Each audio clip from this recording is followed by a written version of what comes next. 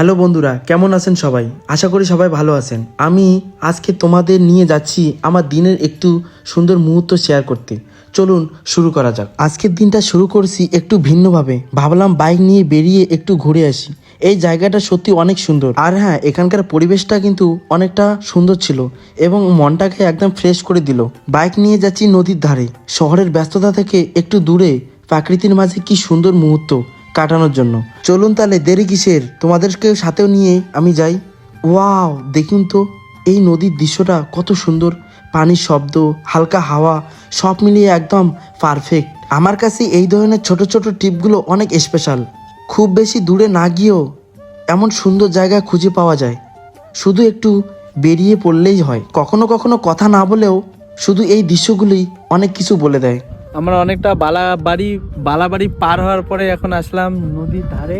এখন আমাদের নৌকা আসতেছে ওই পার থেকে, ওই যে ওইটা নৌকা।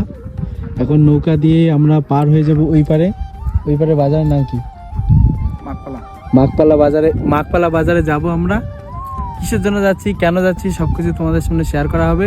তোমরা আমাদের সঙ্গে থাকো, ব্লগটা কন্টিনিউ করো, সব কিছু শেয়ার করা হবে।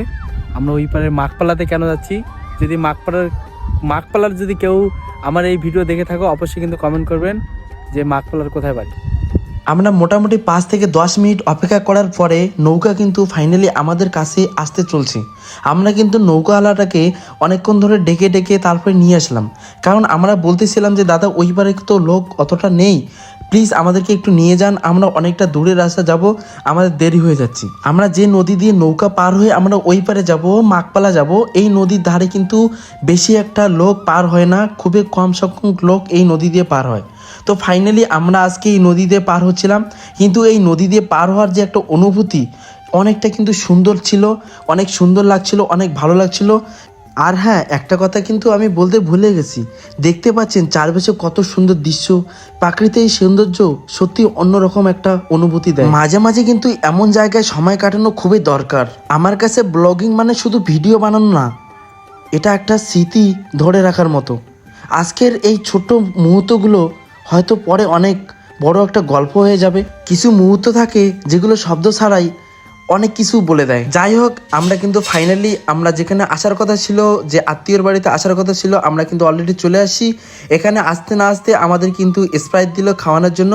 আমরা কিন্তু স্প্রাইট খাওয়ানোর পরে আমরা ওখানে একটু সময় কাটানোর পরে আমরা কিন্তু বেরিয়ে আসলাম সে আমাদের বাড়ির উদ্দেশ্যে। বাড়ির উদ্দেশ্যে তো আমরা চলে আসলাম, কিন্তু সেমভাবে নদীর ধারে আসতে হলো, নদী পার হয়ে আমাকে বাড়ি আসতে হবে। কিন্তু এখানে এসে অনেকটা প্রবলেমের মধ্যে পড়লাম, কারণ হলো যে আকাশের মধ্যে